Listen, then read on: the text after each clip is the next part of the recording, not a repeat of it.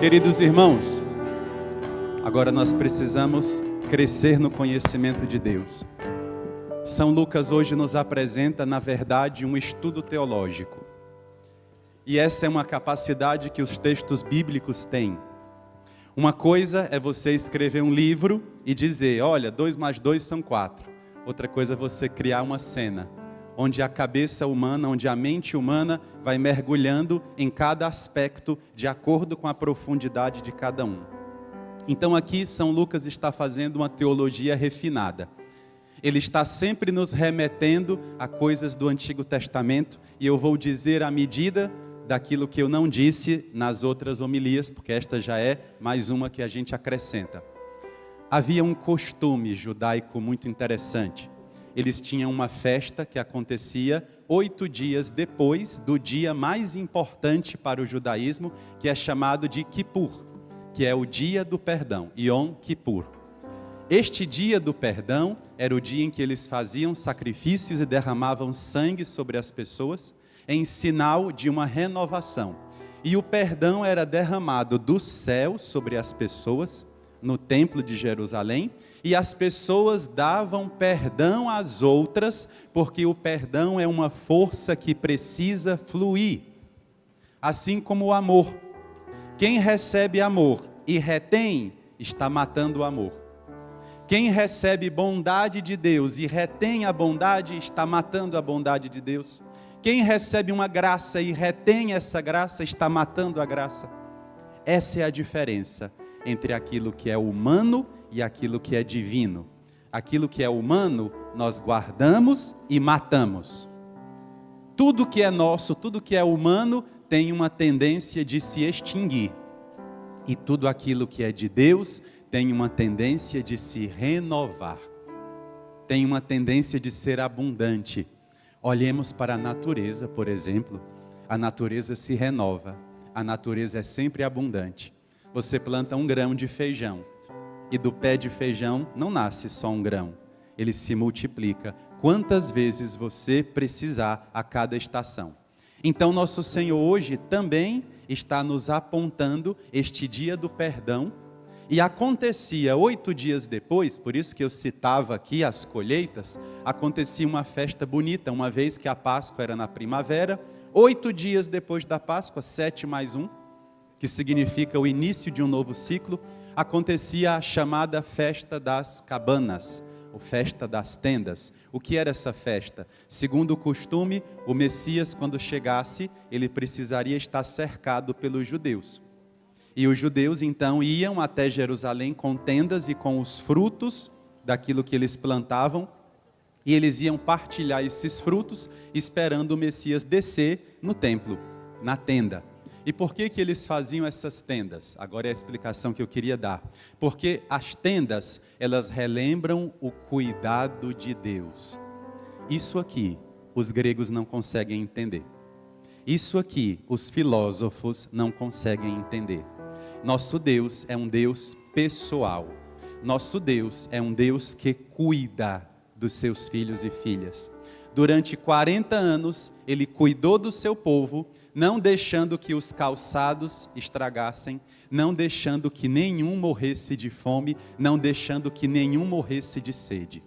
Porque quanto mais eu dependo de Deus, mais Deus cuida de mim. Quanto menos eu dependo de Deus, menos capaz eu estou do cuidado dEle. Todas as vezes que nós queremos nos afastar do cuidado de Deus, nós entramos em um processo de pecado. Foi o que Eva fez, por exemplo, quando disse, eu quero ser deusa para mim mesma. Eu não quero saber do cuidado de Deus. Aqui também, o povo precisou, durante os 40 anos que caminhou, ser cuidado por Deus. É claro que Deus nos dá a chance de cuidar das nossas coisas, mas não esqueçamos que o nosso cuidado é feito por Deus. Nós não somos capazes de enfrentar todos os desafios sozinhos. Essa ideia do heroísmo humano é uma ideia que até a mitologia grega já afastava de nós, dizendo, só quem pode enfrentar os monstros são os semideuses. Os mortais fiquem bem quietinhos aí.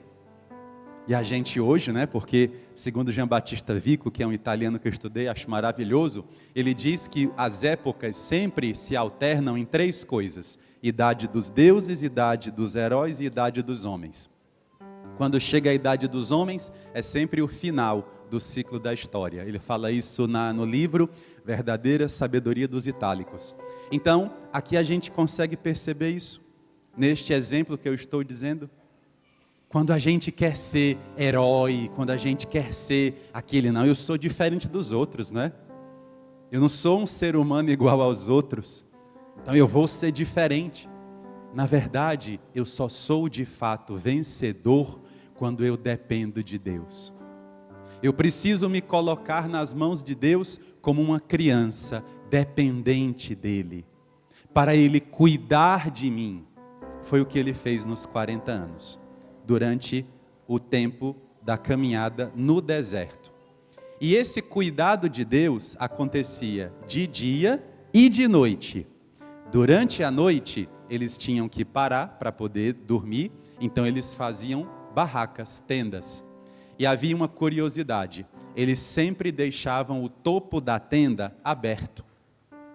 Eles não fechavam a tenda com um telhado em cima. E mesmo que pusessem palhas, eles sempre tinham que olhar para o céu, porque durante a noite eles viam as nuvens que Deus mandava para cobrir a tenda, para cobrir aquele lugar. Então aqui corresponde a uma linguagem paterna, a uma linguagem amorosa, materna. Quando um filho está todo desajeitado na cama, já dormiu, já está lá roncando com a boca aberta, o que é que o pai e a mãe fazem quando passam e veem essa cena? Vocês fazem isso?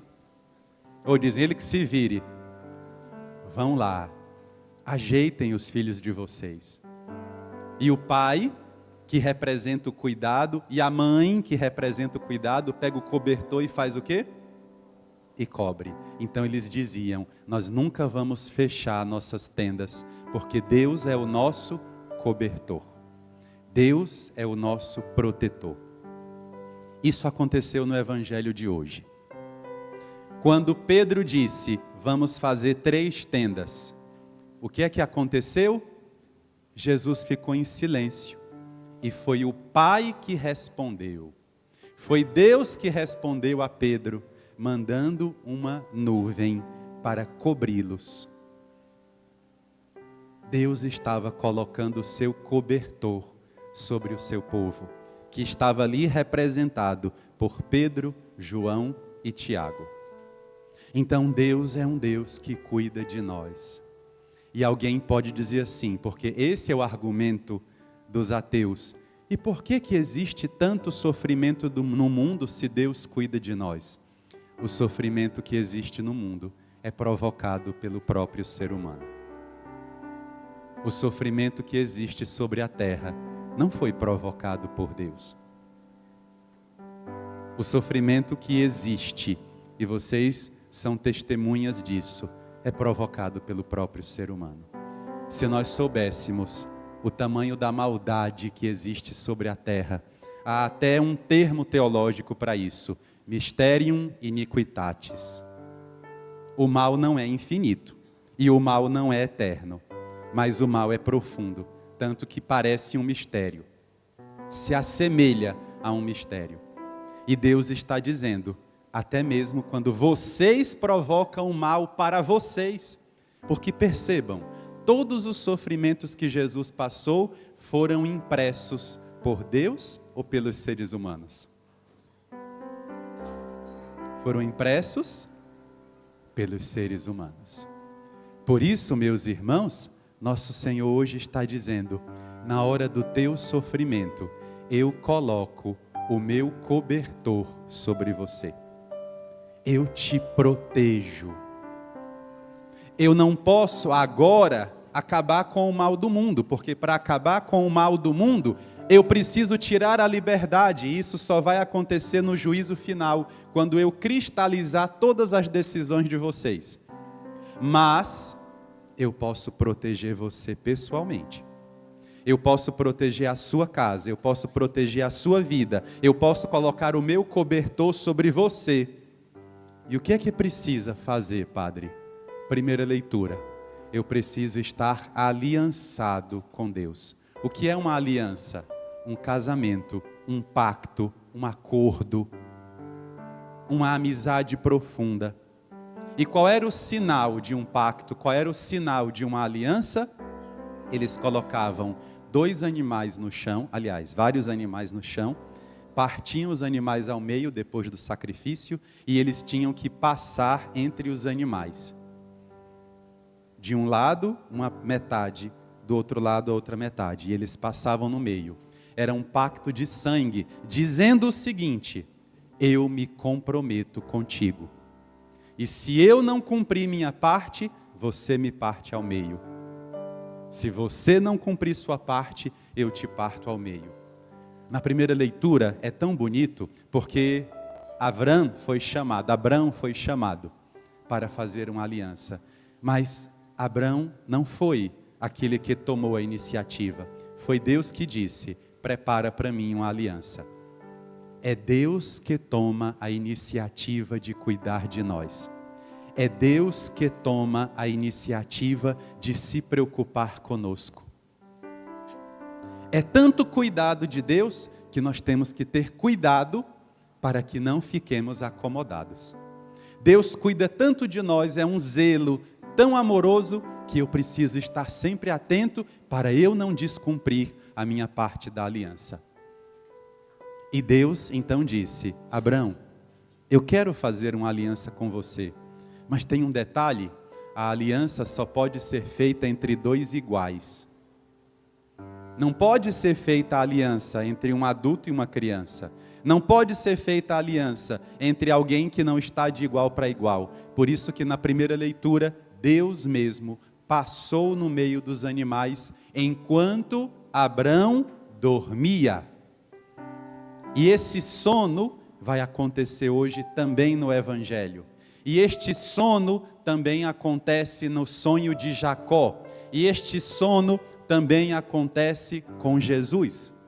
Porque o sono é Deus dizendo: eu vou fazer a aliança por mim e por ti. Enquanto você dorme, eu resolvo o problema.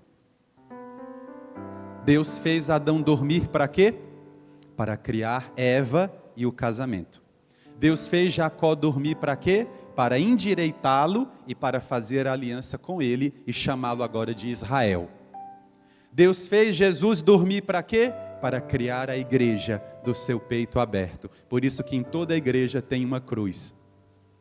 As pessoas que não entendem, pensam: é porque vocês ainda têm um Jesus morto. Não, é porque em Deus não existe passado. Tudo que Jesus faz está sempre no presente, porque se em Deus existir passado, não é Deus. Se em Deus existir futuro, não é Deus. Ele está sempre no hoje. Por isso que nosso Senhor nos apresenta o dia da festa das cabanas, ligado ao dia do perdão. Deixe o perdão fluir na sua vida. Deixe o perdão fluir, que quanto mais você perdoar, mais perdão você vai receber. Se alguém te ofendeu, se alguém te feriu, hoje é o dia do perdão. Porque para nós católicos não tem mais o Yom Kippur. O Yom Kippur é todo dia, porque o sacrifício é elevado aos céus todos os dias. Por isso que Jesus diz: agora eu quero levar vocês para o próximo passo. Aqui, meus irmãos, eu quero logo apresentar as 3 cenas teológicas que São Lucas criou com tanta perfeição. Jesus Cristo está repetindo a aliança do Monte Sinai. No Monte Sinai, nós temos a montanha, nós temos a nuvem e nós temos a voz. Aqui no Evangelho também nós temos a montanha, nós temos a voz e nós temos a nuvem. Por que existe a montanha aqui? Porque no nosso cotidiano nós precisamos ter momentos de elevação. É uma grande burrice, e essa burrice foi impressa em nossa cabeça pelo John Locke, pelo Jean-Jacques Rousseau. A gente acha que a nossa vida é uma linha reta, linear. A nossa história é linear, mas a nossa vida não. Nossa vida ela é um caminho sinuoso. E a sinuosidade corresponde a quê? A várias voltas que a gente dá. Se eu pudesse comparar, seria comparável àquele exame cardíaco que a gente faz. Como é que a máquina apresenta? E quanto mais seu coração está bagunçado, mais ele vai para lá e para cá, né? Então, a nossa vida é exatamente assim. E nosso Senhor, Ele nos apresenta que através da montanha, a nossa necessidade de vez em quando subir. Padre, o que o Senhor está dizendo para nós? Tome decisões que te elevem. Procure pessoas que te elevem. Procure coisas que te elevem. Por que nós vivemos enfrentando bagunça, depressão, angústia? Porque a gente está agarrado com coisas que nos rebaixam. Nós procuramos coisas que nos rebaixam. Nós procuramos coisas que nos puxam para baixo. Nós procuramos pessoas que nos puxam para baixo. E nós esquecemos que quando a gente decide para baixo, nossa vida se rebaixa. E a nossa vida não é feita para isso. Tome decisões que te elevem. Se alguma pessoa está te degradando, tome decisões. Se alguma coisa está te degradando, tome decisões. Padre, eu tenho que todo fim de semana beber até ficar inconsciente. Você está se rebaixando. Você está se rebaixando. Padre, quando eu estou com os meus amigos, as minhas amigas, ninguém me conhece, quero nem que o Senhor me veja nessa hora. Você está se rebaixando. E o que eu vou fazer, Padre? Tomar decisões que te elevem. A montanha representa isso. Por que a montanha representa isso? Vocês já subiram alguma vez alguma serra? Porque no Ceará não tem montanha, né? No Ceará só tem serra. Vocês já subiram alguma serra alguma vez aqui no Ceará? Qual é a diferença? É igualzinho serra e sertão? Qual é a diferença? Primeiro, a temperatura. Quanto mais você sobe, a temperatura vai ficando amena. Porque temperatura não tem a ver com planta, viu? Temperatura tem a ver com altitude. Então você vai subindo e vai esfriando. Interessante, não é? Quanto mais embaixo, a quentura vai comendo no centro, né? Então, segunda coisa, quando você sobe, a vegetação muda, porque tem tipos de planta que só nascem no alto. Quando você começar a subir, quando você começar a tomar decisões que te levantem, quando você começar a tomar decisões que te ergam, vai começar a brotar em você uma flora nova. Vai começar a nascer em você uma fauna nova. Você vai começar a entender, agora sim eu estou vivendo. Esse é o meu lugar. Terceira coisa, quando você sobe, você ganha uma nova visão. Quando você está no fundo de um buraco, o que é que você enxerga? Só a boca do buraco. Mas quando você está no alto, o que é que você enxerga? Você enxerga tudo. Agora tem um detalhe, nem todo mundo tem perna para subir. Nem todo mundo tem vontade de subir. Por isso, a subida é um caminho solitário. E antes que vocês pensem, o padre está fazendo psicologismo. Não, estou fazendo teologia. Jesus subiu com os 12. Jesus subiu com quantos?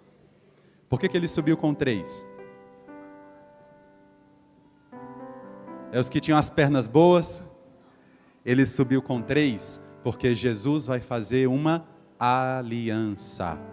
E nessa aliança, ele precisa de 3 testemunhas. Assim como no Antigo Testamento, Deus fez a sua aliança com 3 testemunhas. Toda vez que um judeu ia rezar, citava 3 nomes. Quais são?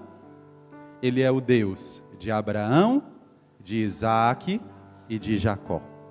As 3 testemunhas. Jesus também sobe com Pedro, Tiago e João. 3 testemunhas. Por que Jesus sobe com 3 testemunhas? Porque essa aliança vai ser feita entre Deus e o seu povo, mais uma vez.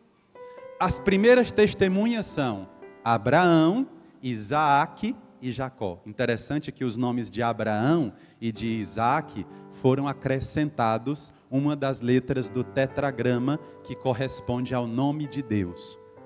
O que isso quer dizer, Padre? Isso quer dizer que a aliança é feita na nossa vida pessoal. Eu vou mudar a sua essência, porque o nome tem a ver com a essência. Você não será chamado mais de Abrão, você será chamado agora de Abraão, porque eu vou misturar o meu nome com o seu. No teu nome vai ter a letra do meu nome. Isso é aliança. Não é a aliança do Deus dos geômetras, lá de Baruch de Spinoza. Não é o Deus da aliança feita ali com aquele pessoal do Deus matemático. Não é a aliança aristotélica, não. É um Deus que diz, eu misturo minha vida com a sua vida. Vocês conseguem compreender a profundidade disso? Deus está no meio da nossa vida, na nossa casa, no meio das nossas panelas, como diz Santa Teresa d'Ávila. Deus está no nosso cotidiano que às vezes para nós é desinteressante. Deus está no meio da nossa vida. Então Jesus leva as 3 testemunhas e subiu a montanha. Porém, não é só subir a montanha. E algumas pessoas entendem isso errado, não é?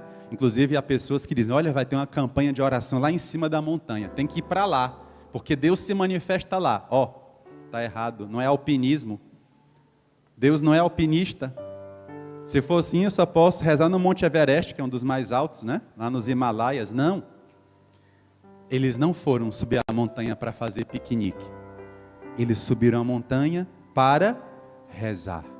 Então, elevar-se é uma atividade que tem a ver com a nossa oração. Você está aqui para isso, para rezar. Eu sei que é muito bom ouvir a pregação, eu sei que é muito bom a gente entender os aspectos da Bíblia que poucas pessoas explicam, porque para poucas pessoas isso é importante. Para muita gente, para muito pregador, é importante fazer aquele discurso de sensibilização. Para muita gente é importante fazer discurso sociológico, para ficar bonitinho para as agendas do mundo. Não. Aqui na Paróquia da Glória, nós vamos ouvir a pregação do Evangelho. Jesus subiu a montanha para rezar. Toda vez que você vier aqui é para rezar. Ai, padre, isso é coisa de alienado. Quando a gente morrer, a gente conversa sobre isso, você e eu. E aí vamos ver quem ganhou mais. Rezando ou discutindo? Jesus subiu a montanha. E ali na montanha, suas 2 identidades foram transfiguradas. Quais são as identidades de uma pessoa? Como é que eu consigo identificar uma pessoa? Deus o livre, mas imagina que você tem que reconhecer o corpo de alguém. Como é que você vai reconhecer? Primeiro, você vai olhar o rosto.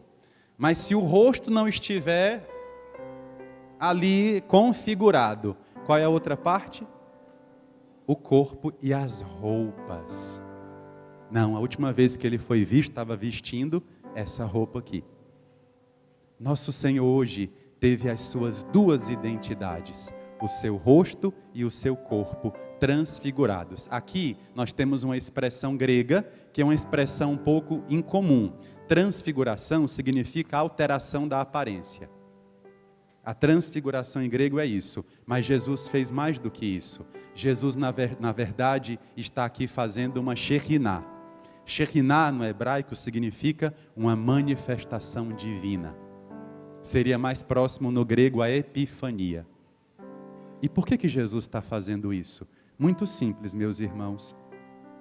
Na hora que um ser humano começa a sofrer, ou ter contato com o sofrimento, nossa consciência fica com o estado alterado. Porque nós não conseguimos enfrentar o sofrimento com facilidade. O sofrimento, a dor, o medo, eles alteram o nosso estado de consciência.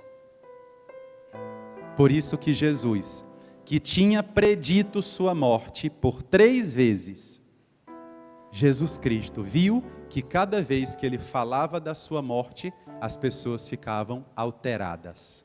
Seus discípulos ficavam alterados. Então Jesus os levou à montanha e mostrou é assim que eu sou. Eu não tenho medo de passar pela morte. Porque existe, agora o outro aspecto teológico, porque existe algo em comum entre Moisés, entre Elias e eu. O que existe em comum entre os três? Primeiro, os três foram obedientes a Deus. Moisés é criticado ou é elogiado na Bíblia? Elogiado como o homem mais humilde, que conseguiu ver o rosto de Deus.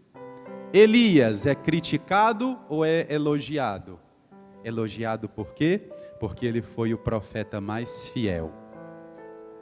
Então aqui, segundo os rabinos que eu estudo, eles estão dizendo o seguinte, os dois: ele é o mais fiel, ele é o mais humilde. Assim como eu, Moisés, assim como eu, Elias, ele é o mais humilde. Por isso que Jesus é ladeado pelos dois. Segunda explicação. Onde fica o túmulo de Moisés? Não existe, está vazio. O túmulo de Jesus também está vazio. Porque um homem de Deus não morre como os outros. Guardem essa palavra. As pessoas, às vezes, eu até já vi católico dizer isso. Ai, padre, o senhor é muito atrasado, está com um negócio de relíquia de santo ainda? Estou. Porque um homem de Deus, uma mulher de Deus, tem uma morte diferente. É o que Jesus está ensinando. Eu quero ser obediente a Deus e eu vou ganhar uma recompensa por isso. Porque um homem de Deus não morre como os outros. E a prova disso é que no terceiro dia Jesus ressuscitou. Sua fidelidade a Deus não é em vão. Nossa fidelidade aos homens pode ser vã. Pode ser em vão. Mas a nossa fidelidade a Deus, não. Olhem o que Deus fez por Moisés. Na última hora, Deus o levou. Olhem o que Deus fez por Elias. Na última hora, Deus o levou. Aqui São Lucas está falando já, antecipando a ascensão de Jesus. Por que nós temos medo de fazer a vontade de Deus? Porque nós queremos as recompensas deste mundo, que são passageiras, que só duram segundos. Vocês não sabem o preço que as pessoas que estão no mundo pagam pelas glórias do mundo. Não queiram. Muito mais valioso é um homem que no silêncio da sua casa é um bom pai. Muito mais valiosa é uma mulher que no silêncio da sua vida gera vida para todo mundo que a conhece, do que os heróis deste mundo, que são ocos, que são vazios. Não se baseiem por estas pessoas. Jesus está dizendo isso porque os discípulos diziam: Jesus, você vai ser morto pelos sumos sacerdotes, pelos mestres da lei, pelos fariseus, pelas autoridades. Jesus disse sim, porque a glória deles não é a glória de Deus. E aí Jesus mostrou, essa é a glória de Deus. Deus está cuidando de mim. Ai, mas o Senhor vai morrer. Eu vou morrer, mas Deus continua cuidando de mim. Deus continua colocando o seu cobertor sobre mim. Tomem posse. Esse é o tema do evangelho de hoje. Deus está cuidando de mim. Veja na sua vida quantas vezes Deus livrou você da morte. Quantas vezes Deus me livrou da morte. Quantas vezes Deus me livrou de gente que não queria meu bem. E às vezes a gente quer as pessoas que não querem nosso bem. Quantas vezes Deus nos avisa, nos indica, nos apresenta, nos educa, nos exorta. Aqui é Jesus dizendo: olhem, não tenham medo. Pedro, quando você estiver diante da cruz, lembra de hoje. É assim que a gente enfrenta o sofrimento. Quando você estiver diante do sofrimento, lembre o que Deus já fez por você. Quando você estiver diante da máquina de quimioterapia, lembre do que Deus já fez por você. Quando você estiver diante dos seus adversários que querem comer teu fígado você vivo, lembre do que Deus já fez por você. Isso é transfiguração. A transfiguração não é Deus dizendo: fiquem aí que eu vou subir. Ah, meus irmãos, Por isso que não dá para entender Bíblia só pela doutrina. Bíblia se entende através de estudo sério. Aqui é Jesus dizendo: eu confio no Pai. Eu sei quem é o Pai. Meu Pai não me abandona, meu Pai não te abandona. Pedro, quando você estiver diante da cruz, lembra de hoje. Por que Deus dá milagres para nós, meus irmãos? Para dizer: quando eu não te der milagre, lembra dos milagres que eu te dei e permanece fiel. Agora, como nossa fé é infantil, na hora que a gente sofre, o que a gente diz? Cadê Deus? Eu rezei tanto para o Senhor esqueceu de mim, eu vou embora da igreja. Isso é infantilidade da fé. Por isso que Jesus diz, olhem o contraste, não é? Eu vou passar pela cruz, mas a cruz não tira quem eu sou. A terceira coisa que existe em comum entre Moisés, Elias e Jesus, os três se mantiveram fiéis à aliança. Lembram que eu falei como é que é feita a aliança? A pessoa passa no meio dos animais, não que vocês sejam, viu? Só estou aqui dando exemplo. Jesus está ladeado por Moisés e Elias. Jesus está refazendo a aliança.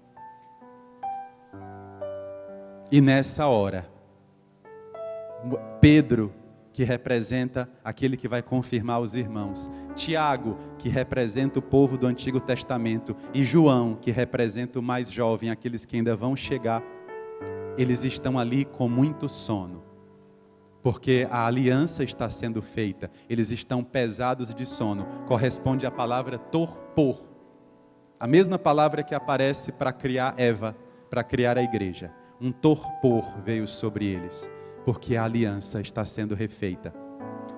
Mas é interessante, em português diz assim: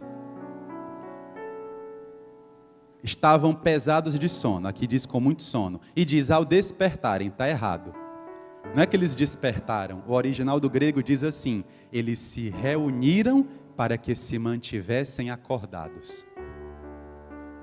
Essa é a função da igreja. Um mantém o outro acordado. Um ajuda o outro a não dormir. Um fortalece o outro. Por que Deus pôs a família no esposo e na esposa? Para que um ajude o outro.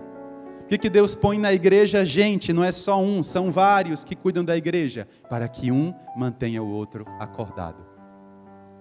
Eu quero que você seja essa pessoa na sua casa, que reúne os outros para que se mantenham acordados. Nós precisamos de pessoas que nos fortaleçam na caminhada. Pare de andar com gente que quer lhe atrapalhar. Pare de viver uma vida onde você mesmo sai prejudicado. E nessa hora, Pedro, tomando a palavra, diz: Mestre, é bom estarmos aqui. Interessante. Pedro viu tudo isso e não chamou Jesus de Deus. Ele vai usar a palavra pisteuo, que significa aquele que revela as coisas. E outra coisa que estava ali conversando com o diácono, diz que Elias e Moisés apareceram gloriosos. E eles conversavam, aí aqui a tradução, sobre a morte de Jesus. O original em grego diz, conversavam sobre o êxodo de Jesus. Moisés levou o povo para a terra prometida. Foi o primeiro ex-rodós. Ir para a estrada. Rodós em grego estrada. Ex, ir para a estrada. Qual é o êxodo de Jesus? Ele vai nos levar da sepultura para a ressurreição. Essa é a travessia de Jesus. Moisés e Elias estavam explicando que Jesus precisava atravessar a morte. Nessa hora, Petron diz: Pisteuo, é bom estarmos aqui. Nós vamos fazer 3 tendas. O que é que Pedro estava dizendo? Por que 3 tendas? Nós vamos celebrar agora a festa das cabanas, porque o Messias chegou. Nós vamos celebrar agora. E nessa hora, Pedro não sabia o que dizia, porque de fato Jesus ainda ia ressuscitar. E enquanto Pedro falava, tentando resolver as coisas, eles se afastaram, Moisés e Elias, e apareceu uma nuvem. É Deus que vai fazer a nossa tenda. É Deus que vai cuidar de nós. E da nuvem, e o que a nuvem representa? A nuvem representa o mistério de Deus. Quando você olha para uma nuvem, você consegue ver além da nuvem? Ela consegue encobrir sua visão, não é? Mas ao mesmo tempo, a nuvem está presente. O mistério de Deus é assim. Eu não consigo enxergar tudo, mas eu consigo ver que Deus está presente. Então Deus apareceu nesta nuvem, a mesma nuvem que estava sobre Nossa Senhora, a mesma nuvem que estava sobre o Antigo Testamento, sobre as tendas. A nuvem apareceu e a nuvem os cobriu. Nunca esqueçam do cobertor. A nuvem os cobriu. E como foi que Deus se manifestou? Através de uma voz. Da nuvem veio uma voz. Deus se manifesta a nós, tirando a confusão dos nossos ouvidos. Toda vez que Deus fala, Deus está tirando a confusão dos nossos ouvidos. E toda vez que Deus falou, Ele estava confirmando a obediência de Jesus. Há alguns capítulos atrás, Jesus recebeu essa confirmação da nuvem, da voz que vinha do céu dizendo: este é o meu filho muito amado, nele eu ponho todo o meu amor. Aqui a voz diz: este é o meu filho, o Messias, escutai o que ele diz. Porque a manifestação de Deus vem a nós através da sua palavra. E os discípulos ficaram calados, porque diante de Deus nós silenciamos e obedecemos. Vamos agora cantar mais uma vez, filhos? E eu queria que a gente fizesse agora a nossa oração. Nós vamos agora viver este evangelho nas nossas vidas. Abaixe a sua cabeça um instante.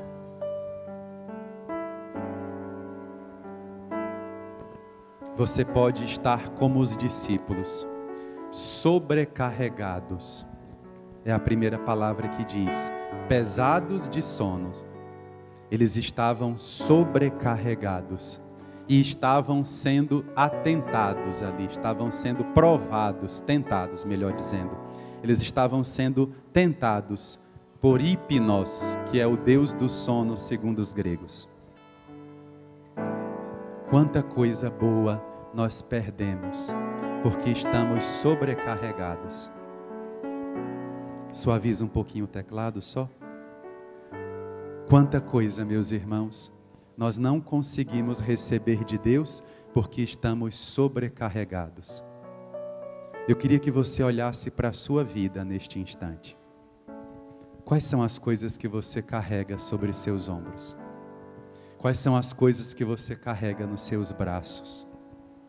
É claro que todos nós temos responsabilidades, mas eu não posso viver sobrecarregado. Sobrecarregado é quando eu estou carregando mais do que eu posso.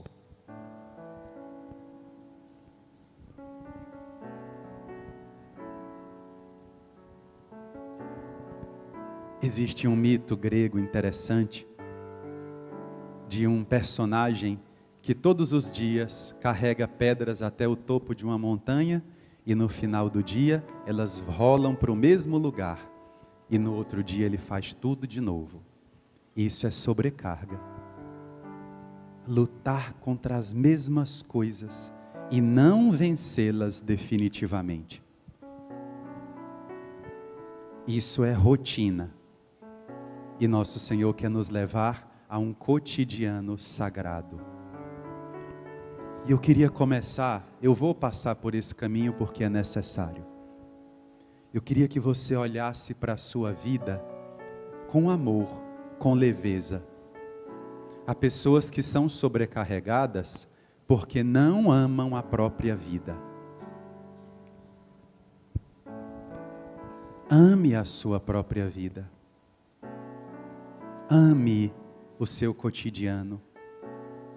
É um conselho, inclusive, do Antigo Testamento. Viva um dia de cada vez, busque alegria nas coisas simples. aí você não vai viver sobrecarregado. A segunda coisa, se reconcilie com você. Tem gente que se trata com tão pouco carinho. Tem gente que se trata com tão pouco amor. Se reconcilie com você. Pare de esperar a validação dos outros. Pare de esperar que os outros deem o valor que você acha que merece. Se reconcilie com você. Saia do sono. Sono aqui na palavra de Deus é a paralisia. É o não realizar nada. Você precisa mexer seus pés, mexer seus braços. Você precisa se colocar a caminho, senão nada vai acontecer.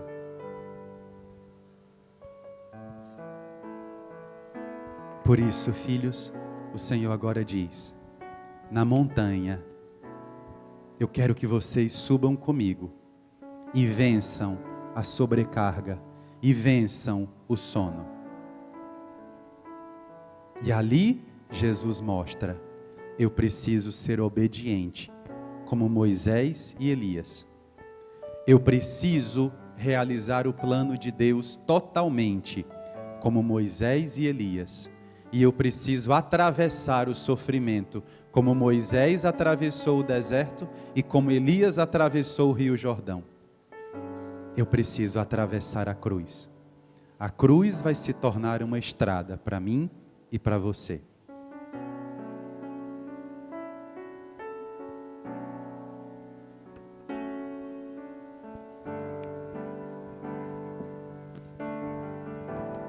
A terceira coisa, para a gente começar a cantar. Eu preciso enfrentar o sofrimento, o mal e a morte. Eles não podem me vencer em todos os embates que eu tenho com eles. Jesus nos ensina exatamente isso. Os 3 inimigos do ser humano: o sofrimento, o mal e a morte. Enfrente-os. Enfrentarei contigo, Jesus. Deixa Deus sonhar em ti. Muitas vezes, fazendo o certo, nós enfrentamos sofrimentos. Na nossa cabeça essa equação às vezes não bate. A gente acha que se fizer tudo certo, vai acontecer tudo certinho. Jesus ensina: Deus não deixou de cuidar de você porque você está chorando.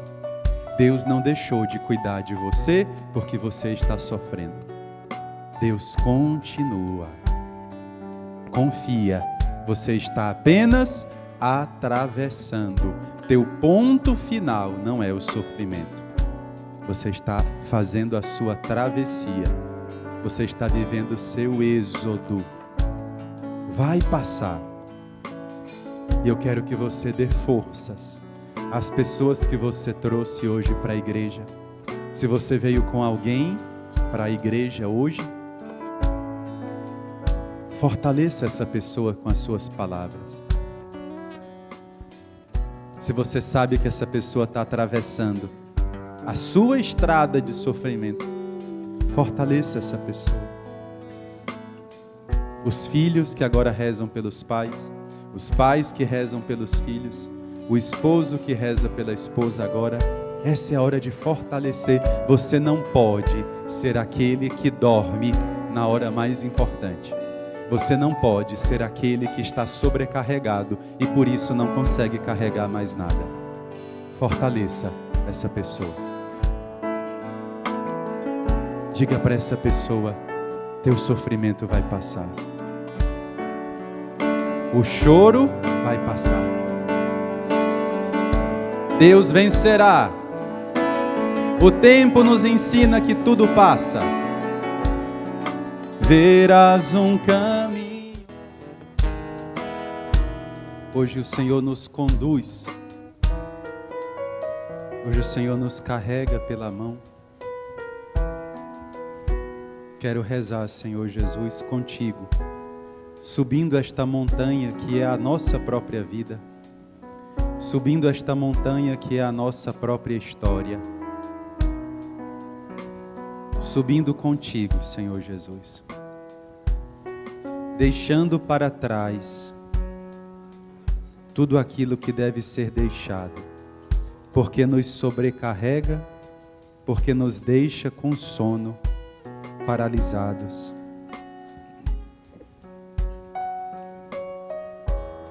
E hoje, Senhor Deus, nós entregamos tudo o que está acontecendo na nossa vida e na vossa igreja. Tudo é vosso, Senhor Jesus. E nós também somos vossos. Acalma, Senhor, todas as tempestades.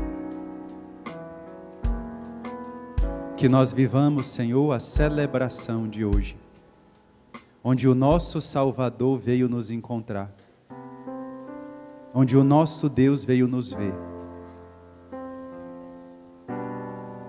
E o Senhor continua escondido sob o véu.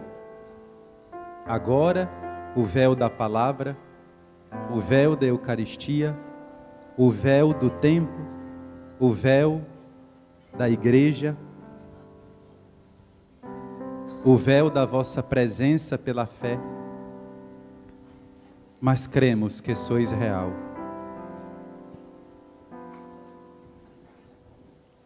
E o Senhor veio hoje gritar para nós, através do Evangelho, que Deus cuida de nós. Deus está cuidando de nós. Obrigado, Senhor Jesus. Sustenta-nos no sofrimento.